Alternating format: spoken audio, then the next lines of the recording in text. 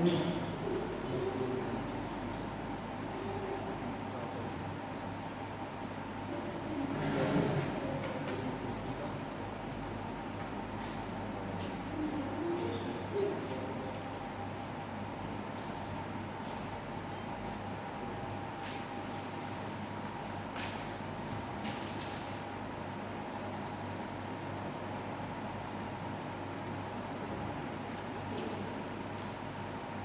has defined living and non-living things? गुरु सजीव और निर्जीव के बारे में बताओ। सजीव में वो होते ज्ञान। सजीव एंड निर्जीव कोई भी बताएगा। सजीव वो होते हैं जिनमें जान होती है, ठीक है, जो कहीं आ जा सकते हैं। तो हमारी सृष्टि का विभाजन दो वर्गों में हुआ है, एक सजीव में और एक निर्जीव में।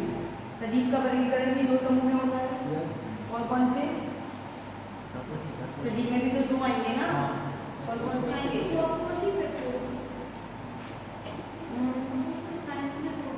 साइंस का ये सेल सिस्टम तो साइंस का ही चैप्टर है, क्योंकि फंडामेंटल जो आपका है लिटरेचर एंड ये साइंस से रिलेटेड है। तो इसमें एक आएगा आपका जंतु और एक पादप। पढ़े हैं? जंतु में कौन आएंगे और पादप में पेड़ पौधे। ये हमारे किसमें जाएंगे? सजीव में।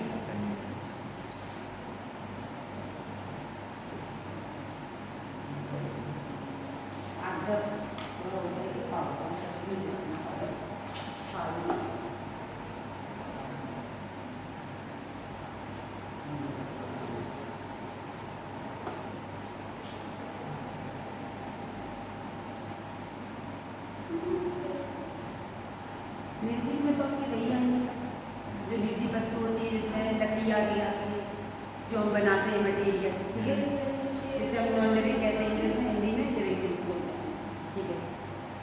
अब हम जो सूक्ष्मदर्शी में देखते हैं तो उसमें छोटे छोटे भी जंतु होते हैं, हमारे हाथों में भी होंगे छोटे छोटे कीड़े मकोड़े।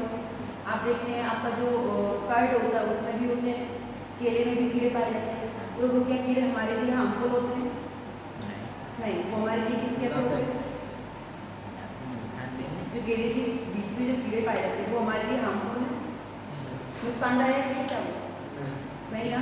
दही में जो कीड़े पाए जाते हैं वो नुकसानदायक है, वो हमारे लिए पाचन क्रिया के लिए लाभदायक होते हैं, ठीक है। तो ऐसी समस्त जीवधारियों के संरचनात्मक और क्रियात्मक इकाई होती है, यानी जिनकी संरचनात्मक और क्रियात्मक मतलब क्या हुआ?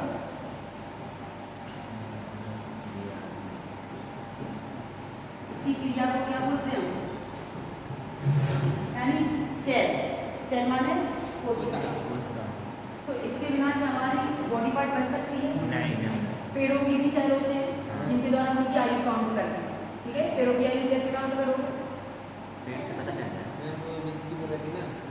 जैसे हमने कोई पेड़ काटा, बीज के चक्कर से बन जाना, तो उसमें आपने देखा होगा कोशिका ऐसे इसी तरह के बन जाते होते हैं, उसकी आयु काउंट करते हैं, जो उसकी आयु काउंट करते हैं इसके द्वारा, ये उसकी कोशिका होता है। तो हर किसी में समस्त जीवधारियों की अपनी अपनी इकाइयाँ होती हैं, यानी सेल होती हैं, ठीक है। और इसके बाद क्या होता है, जैसे ब्रह्मांड का निर्माण होता है वो भी किससे बना होता है? पदार्थों से। पदार्थ से ही बना है, हर तरीके के पदार्थ पाए जाते हैं, ठीक है। अब जैसे कि अगर हम परमाणु की बात करें तो परमाणु क्या होते हैं? बोलो परमाणु।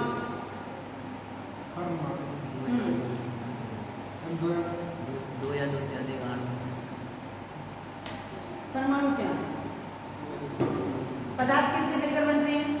परमाणु से, ठीक है। तो परमाणु हमारे लिए अणु और जो परमाणु होते हैं उनके द्वारा ही तो ये बनते हैं पूरे पदार्थ।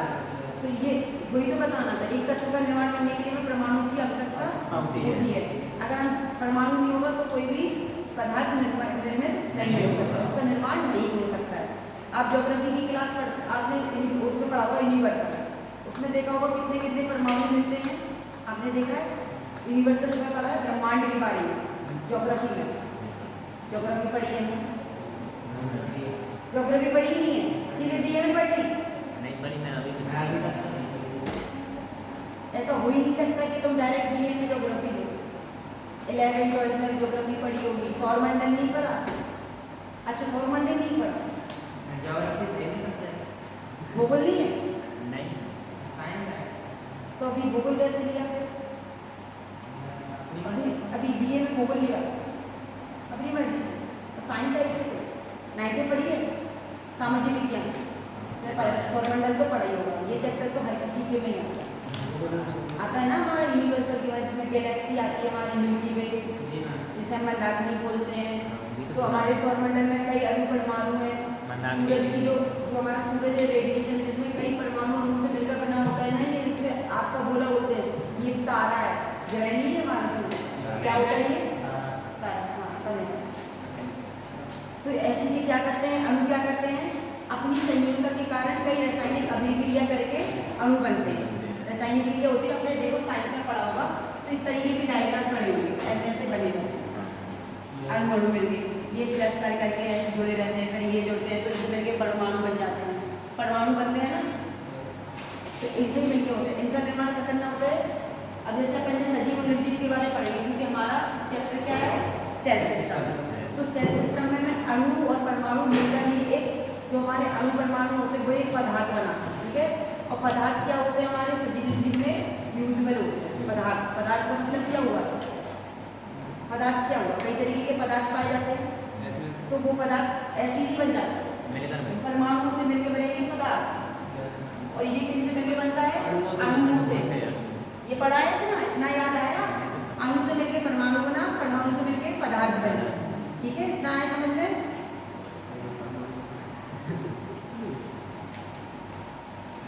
ठीक है। अभी आपने पढ़े होंगे कि हमें अपनी बॉडी को बनाने के लिए किस किस की आवश्यकता होती है?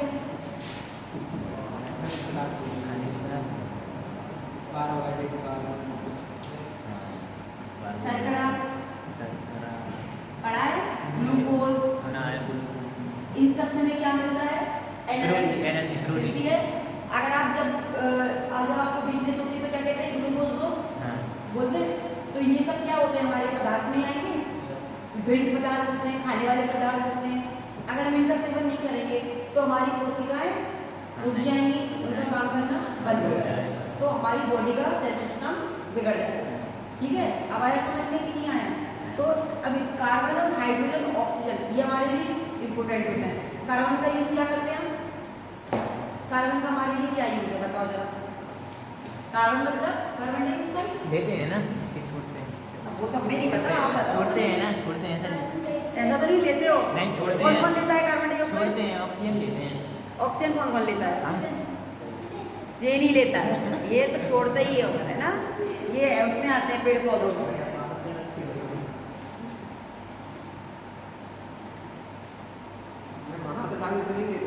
मैं क्या पता, तुम नहीं लेते हो सकता, तुम अलग आते हो तो उसमें आते हो, पादप प्राणियों में आते हो, शायद तुम उनके साथ रहते हो, क्या पता।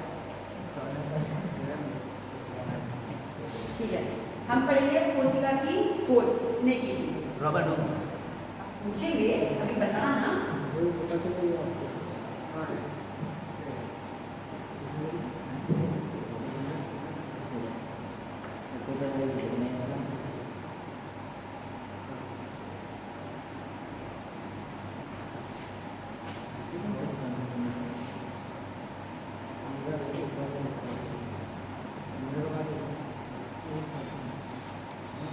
एक आते हैं जोसेन, इनका नाम सुना है?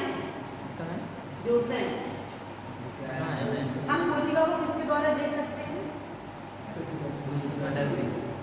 तो 1590 में, ठीक है, इन्होंने संयुक्त सूक्ष्मदर्शी खोजा सबसे पहले।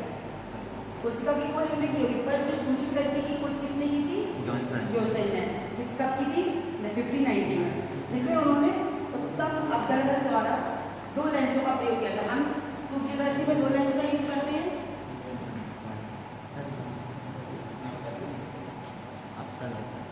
कैसे देखते हो सूक्ष्मदर्शी से? डायरेक्ट आंख लगा ली?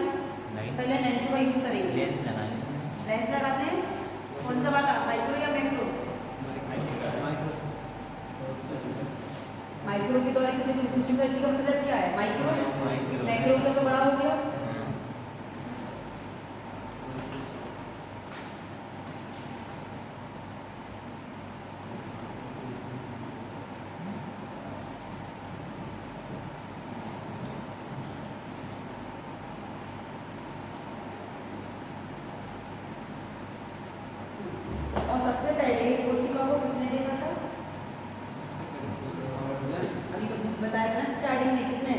सबसे पहले रॉबर्ट हुक ने कोशिका को देखा था।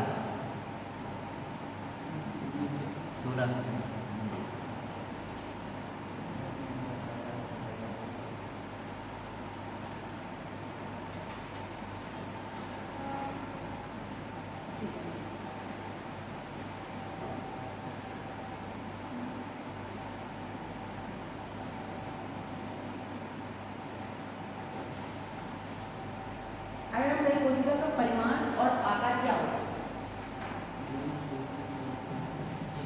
कोशिका का परिणाम और आकार कितना है बताओ। इसका आकार और परिणाम साइंस वाले बच्चे को पढ़ाई हो गई है तो दोनों ही बता दिए। अच्छे हो गए तुम साइंस के, तो इजीली चीज समझ में आ जाएगी। ये पढ़ा है ना, बायोलॉजी था, मैथ, फिजिक्स, केमिस्ट्री, बायोलॉजी 11 में नहीं था। जो हमारे कोशिका का परिमाण और तथा आकार है, अगर हम देखें तो संयुक्त सूक्ष्मदर्शी द्वारा इसमें 10 माइक्रोन,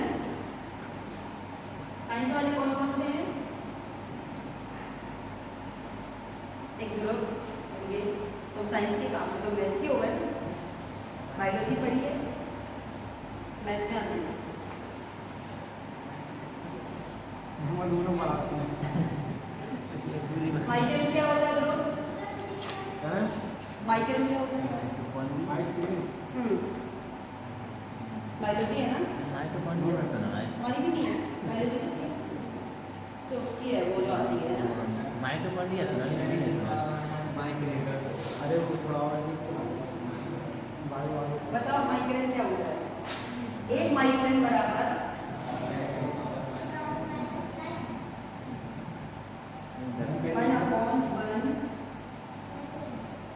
ये तो पता आपको माइक्रोन होता क्या है?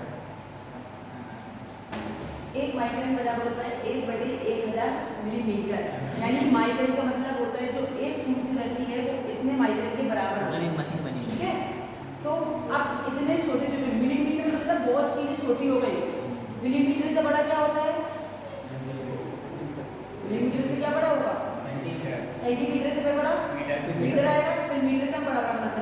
तो अब मिलीमीटर की बात कर रहा है वो 1/1000 की बात कर रहा है।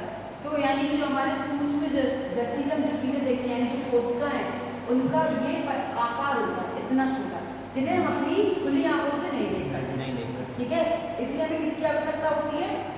इसलिए हमें हाथों पर जो रहने वाले कीड़े होते हैं वो नहीं दिखाई देते, क्योंकि उनका आकार इसके बराबर। अगर ये बड़े होते तो हमें दिखाई देते। अब एक की बात कर रहा है, 10 मिलीमीटर की बात नहीं हो रही। एक अगर हम तेल लेने जाते हैं तो लीटर में लेते हैं, हम कहते हैं मैं आधा लीटर देते तो हमने 500 लीटर लिया, उससे कम फिर मिलीमीटर में काउंट होने लगता है। अब हम 1 मिलीमीटर क्या तेल उससे ले सकते हैं? वो तोलेगा ही नहीं पाएगा, तो भगा और देगा, कहते जाओ हमें नहीं बेचना। तो वो इतनी की काउंटिंग की बात कर रहा है जो माइक्रोन है, यानी ये सूक्ष्मदर्शी की बात उसकी कर रहा है कोशिका। ये कोशिका का आकार आया समझ में इतना? अब भूलोगे तो नहीं। यानी 10 माइक्रोन से 100 माइक्रोन कोशिका का परिमाण होता है। ठीक है, और इनमें छोटे छोटे क्या होते हैं? विषाणु। विषाणु को क्या बोलते हैं हम? वायरस। ये वायरस होते हैं। वायरस अच्छे भी होते हैं और खराब भी होते हैं। अगर मोबाइल में वायरस आ जाए तो क्या होगा? कंप्यूटर वायरस आ गया, तो इसलिए इसके क्या करना पड़ता है? हमें एंटीवायरस यूज करना होता है जो वायरस को कम कर सके या तोड़ सके।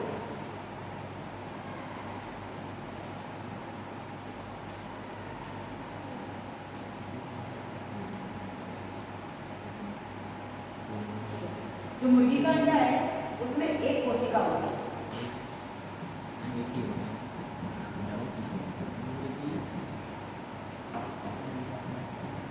इसमें कितनी होगी? एक कोशिका। और अगर हम शुतुरमुर्ग अंडे की बात करें इसमें 2 कोशिका तो उसका अंडा कितना बड़ा होता है?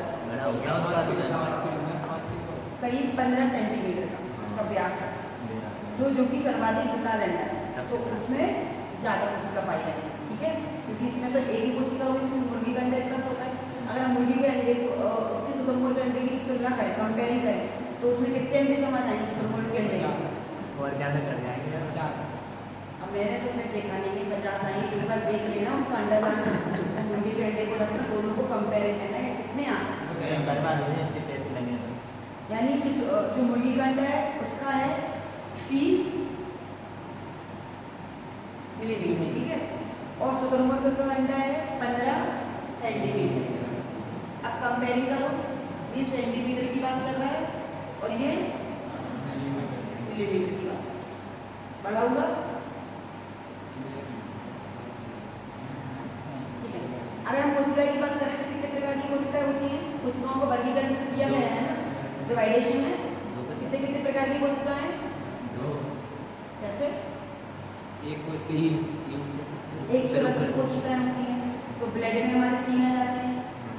ब्लड कितने प्रकार के होते हैं? 2 होते हैं, एक वाइट होता है और एक रेड होता है। क्यों नहीं होता है? वाइट रेड किनका होता है?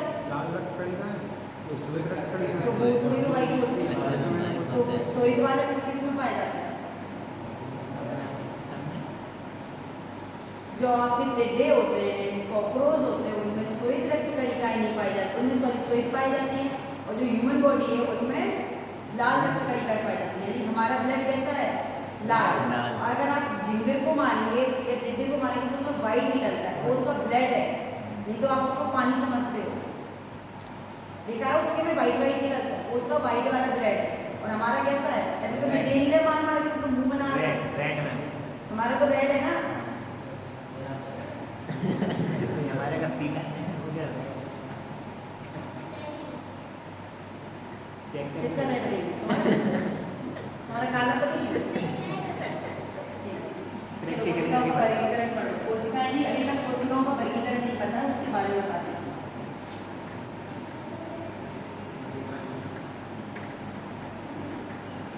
ये सबसे इम्पोर्टेंट चैप्टर है सेल का।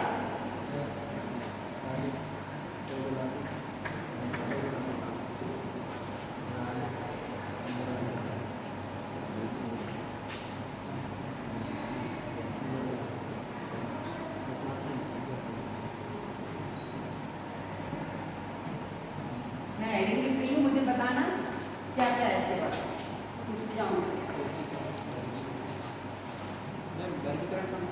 बता तो नहीं ना। प्रकार यानी टाइप्स, कितने भाग कितने हैं? भाग, अलग अलग तरीके से लिखते हैं।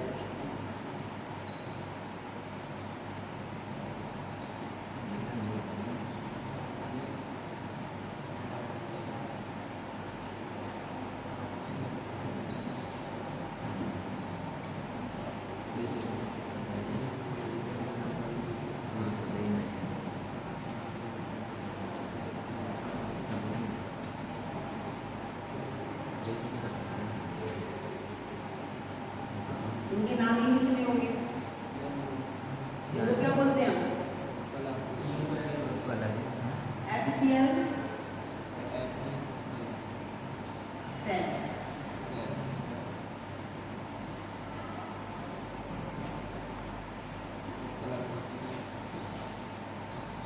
पेशी कोशिकाएं पढ़ा है?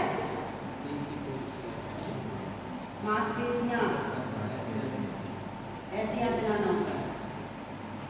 और दूसरा बात है क्या ये चलिए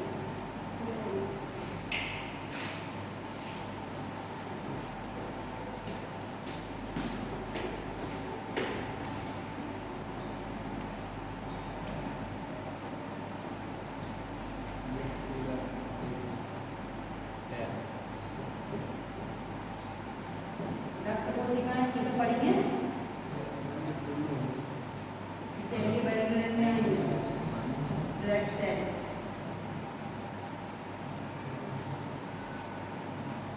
एक आता है आपका अस्थि कोशिकाएं, अस्थि यानी अब कैसे आ गया नाम, मुझे पता नहीं है कौन सी कोशिकाएं होती हैं। इनको बोलते हैं बोन से।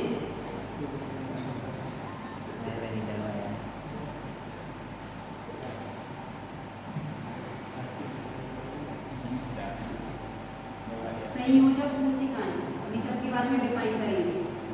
सहयोग करेंगे।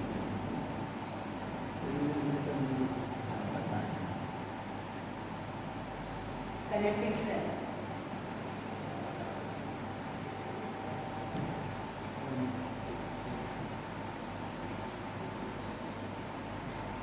तंत्रिका कोशिका, इसके बारे में पढ़ा है? तंत्रिका के बारे में नर्वस सेल जैसे बोलते हैं, सब पढ़े हैं लेकिन भूल गए। ये चैप्टर आपको 9th 10th में पढ़ा दिया जाता है। 9th और 10th में तो ये मोस्ट इम्पोर्टेंट चैप्टर है सेल का, है? जब डॉक्टर ना बोलो इसी के चक्कर में सब बर्बाद हो गए। बर्बाद हो गए।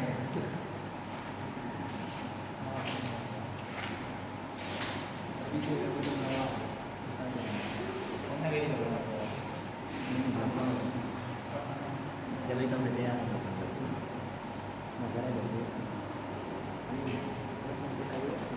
ये भी कहाँ चल रहा है? चैप्टर की नहीं लाइए तो बच्चे चैप्टर की नहीं लाइए।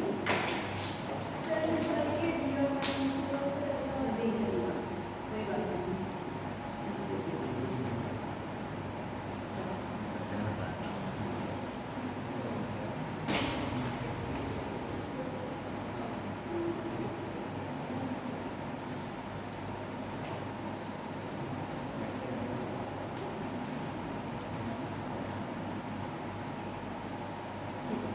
जो हमारी आच्छादक कोशिका या उपकला ये कैसी होती है? आपने देखा होगा शरीर की जो समस्त भागों में पाई जाती है, ठीक है, और ये एक प्रकार की चपटी कोशिका है। अपने अंदर आप जैसे देखेंगे मोबाइल में कभी सर्च करना इन कोशिकाओं के बारे में तो ये आपको दिखाई देंगे। ये चपटी कोशिका जो शरीर के अंगों की रक्षा के लिए इन कोशिकाओं का निर्माण होता है, ये हमारी रक्षा करती है, ठीक है। और दूसरी बात एक महीन प्रकार की झिल्लियाँ होती हैं। झिल्लियों का नाम सुना है? झिल्ली टाइप की होती है, जिससे आपने कभी देखा होगा हाँ झिल्ली टाइप की होती है, वो ये कोशिका है, ठीक है, उपकला, ये रक्षा करती है। दूसरा क्या आएगा कि पेशी कोशिका यानी मस्कुलर, जो हमारे मस्कुलर बॉडी होती है, तो इनका काम क्या है? शरीर में पाई जाने वाली विभिन्न प्रकार की कोशिका होती है और ये मांसपेशियों का निर्माण करती है, ठीक है, जो हमारी मांसपेशी होती है, मसल्स होते हैं जिन्हें हम बोलते हैं। तीसरा क्या आएगा आपका? Blood cells. ब्लड सेल्स हमने भी आपको बताया थे 2 प्रकार के होते हैं, कौन कौन से? वाइट किसमें पाया जाता है? वाइट इंसान इसमें मनुष्य नहीं, वाइट नहीं, रेड, वाइट डेटा वाइट कीड़ों में और रेड ह्यूमंस में, सीधी का ये उल्टा कर। ब्लड का काम क्या है? ब्लड क्यों होना चाहिए? जरूरी है ब्लड है क्या? सही में हमारा ब्लड कैसे पहुंचता है? कोशिका होता है तो ब्लड के भी सेल होते हैं। हाँ। कभी कभी आपने देखा होगा एक ऐसे गोल गोल टाइप के सेल्स होते हैं छोटे छोटे, हाँ होते हैं ब्लड के होते हैं, ये ब्लड सेल्स होते हैं, Right. ये चलते हैं, ठीक है। तो इनका जो हमारे लंग्स होते हैं, लंग्स का काम क्या है? सफाई करता है ब्लड। और किडनी का काम क्या है? बताओ। प्रैक्टिकल करते हैं। जो किडनी होती है वो ब्लड को साफ करके हमारे बॉडी में ले जाती है, ठीक है। फेफड़े क्या करते हैं?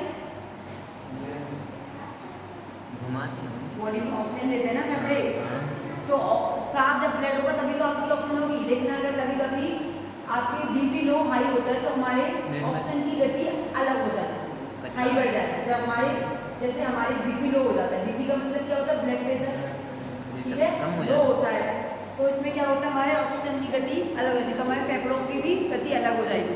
किडनी क्या करती है? ब्लड को साफ करती है और वो फिर पंप करती है। किडनी का काम ये है। किडनी हमारी कब खराब होती है?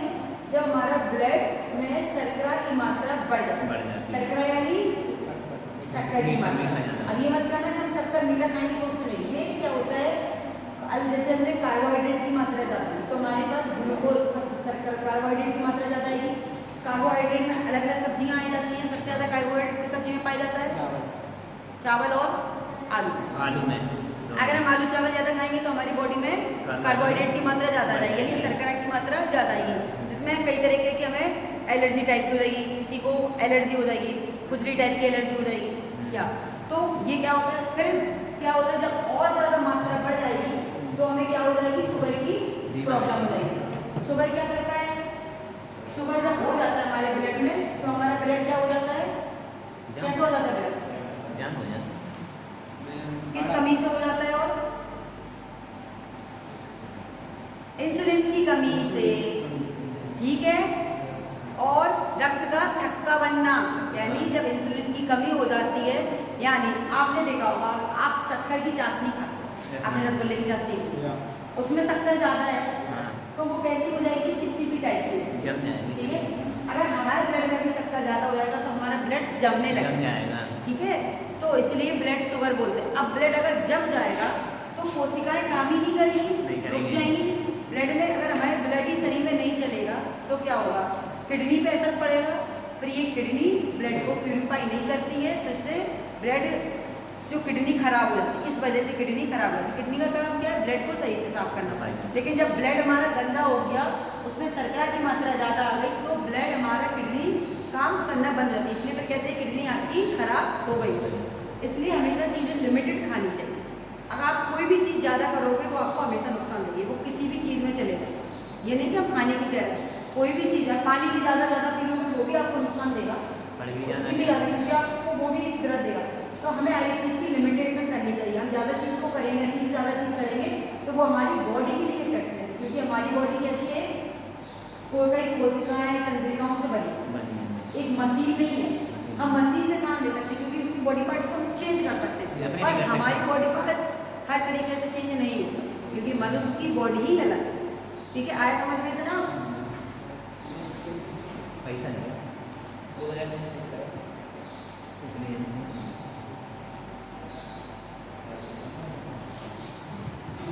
ठीक है। और रक्त का काम क्या होता है, शरीर में ऑक्सीजन को प्रवाह करना।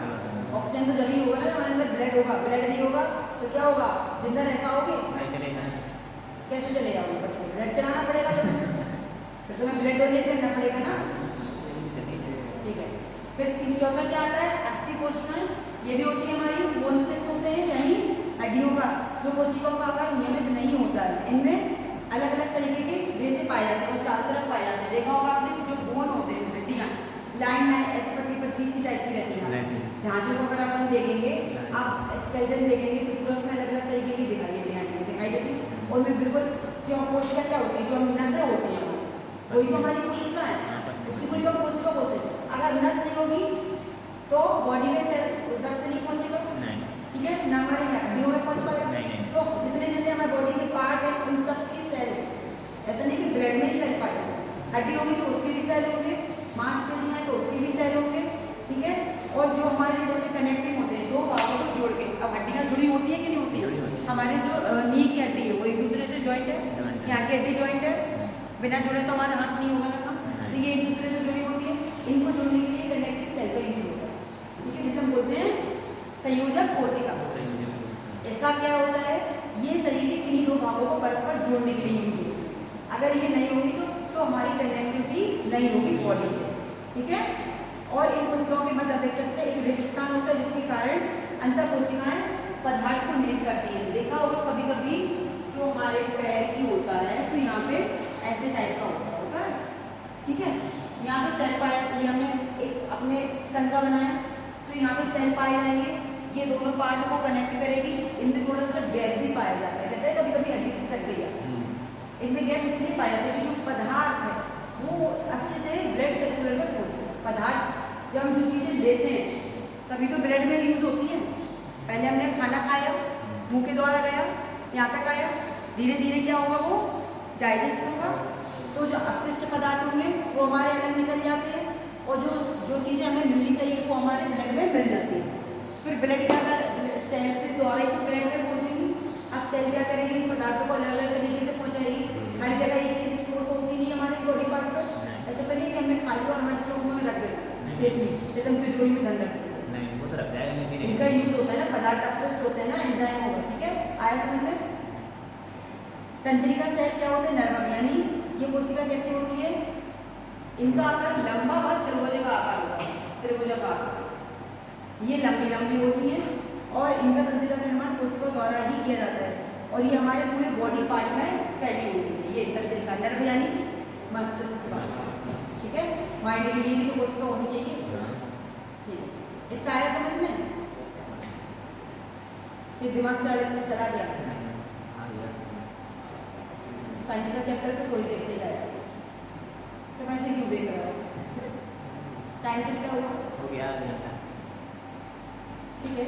बाकी का कितना रहेगा इसका? वो किस किस के पास है? फंडामेंटल, वो तो तुम्हारी फर्स्ट ईयर की होगी, किसी के पास। चलो मैं होमवर्क में दे देती हूँ, कल करके आना कंप्लीट। कुछ पूछेंगे सारी स्लाइड के पार्ट है, थोड़ा थोड़ा और बता दें।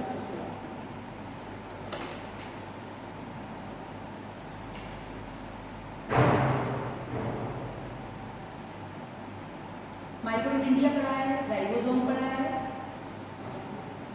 नाम सुना, साइंस में सुना हो,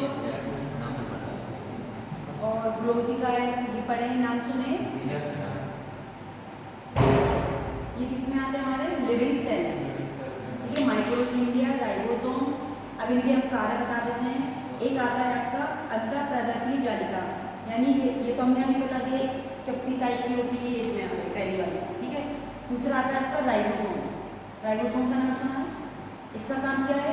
ये लगभग कैसी होती है? डमरू के टाइप की आकार की होती है, गोलाकार की होती है, और इसमें छोटे छोटे से कण पाए जाते हैं, ठीक है। इसका कार्य क्या है? प्रोटीन संश्लेषण केंद्र, जो हमारी प्रोटीन है वो हमें ये अवशोषित कराता है। कौन? राइबोसोम। माइक्रोट्यूब्यूल का काम क्या है?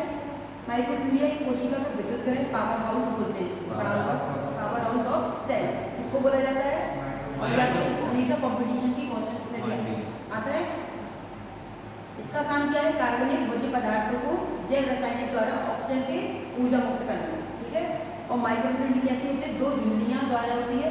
पढ़ाई को कुछ सुना है नहीं होगा, पढ़ा है, सुनाया ही नहीं जाता है, पढ़ा होगा। जैसे कि आपने, अगर हम इसके डायग्राम को बनाएंगे, स्ट्रक्चर,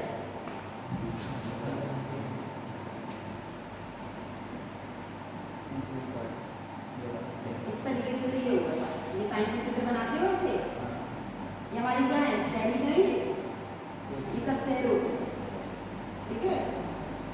यहाँ हमने बनाया, ये हमारी क्या हो गई? केंद्रिका, इसको ब्लैक ब्लैक, ये जो पार्ट है हमारा, यहाँ से इतना छोटा छोटा है, इसको क्या बोलेंगे हम? आवरण।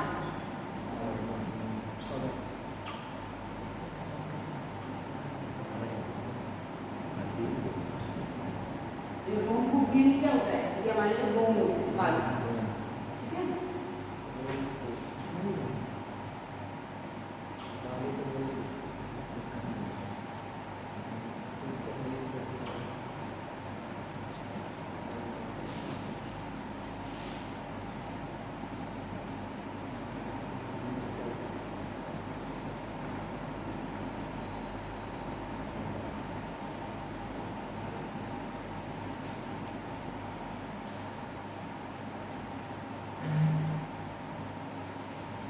माइक्रोट्यूब्यूल किन में पाए जाते हैं? हमारे पाए जाते हैं कि पेड़ पौधे जंतु में पाए जाते हैं? पेड़ पौधे और जंतुओं में माइक्रोट्यूब्यूल पाए जाते हैं, जिनमें जैसे जीवाणु में जो हरी नीली शैवालों की कोशिका होती है। आपने देखा होगा समुद्र में, जब समुद्र में काई टाइप की देखी होगी, वो सूखे काई बन जाती है, पर वो जब पानी बरसता है तो दीवारों पे क्या बन जाते हैं? शैवाल। देखा होगा हरी हरी सी छोटी छोटी सी घास, जिसे बाद में सूखी वो क्या बन जाती है? कई बोलते हैं, पर वो शैवाल होते हैं, जिसे हम क्या बोलते हैं? कई को सूखने की बात बनती है, पर जब हरी हरी सी जो रहती है घास टाइप की, वो हमारे शैवाल होते हैं, ठीक है। और ये शैवाल क्या करते हैं? माइक्रोट्यूब्यूल का, ये कोशिकाओं के अतिरिक्त माइक्रोट्यूब्यूल का इनमें काम होता है। अभी समझ में नहीं आ रहा होगा माइक्रोट्यूब्यूल का, क्योंकि थोड़ा चैप्टर आउट ऑफ जा रहा है, अभी पहली बार पढ़ रहा है ना, इसलिए जब दोबारा पढ़ाएंगे तो समझ में आएगा। इसलिए इतना ही रहने देते, नहीं तो जो तुम्हारे आउट ऑफ सिलेबस चला जाता, एक्स्ट्रा पढ़ाने से आउट ऑफ चला जाता। तो हम कल के लिए काम बता रहा, तुम कल पढ़ के आना खुद से, तो समझ में आएगा। एक माइटोकॉन्ड्रिया के बारे में पढ़ के आना होमवर्क में लिखो।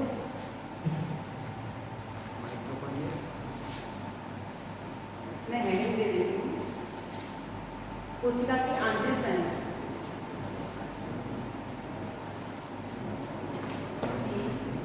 आंतरिक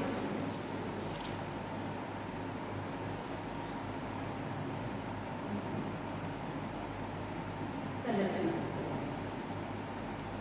तो पढ़ के आओगे, इसमें क्या क्या आएंगे। दूसरा आप पढ़ोगे वनस्पति तथा जंतु में अंतर, ये तो पढ़ लोगे। वनस्पति और जंतु में क्या अंतर है, कैसे होते हैं। जंतु मनुष्य है, वनस्पति पेड़ पौधे।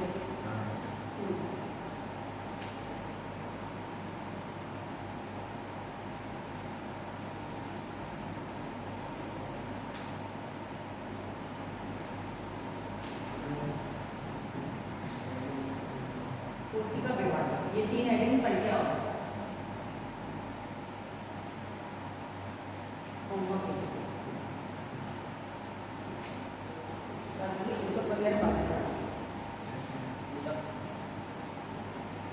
तब होते हैं जब पढ़ाएंगे तब समझ में आएगा, तो पढ़ाएंगे तो दिमाग चला जाएगा, तब आएगा।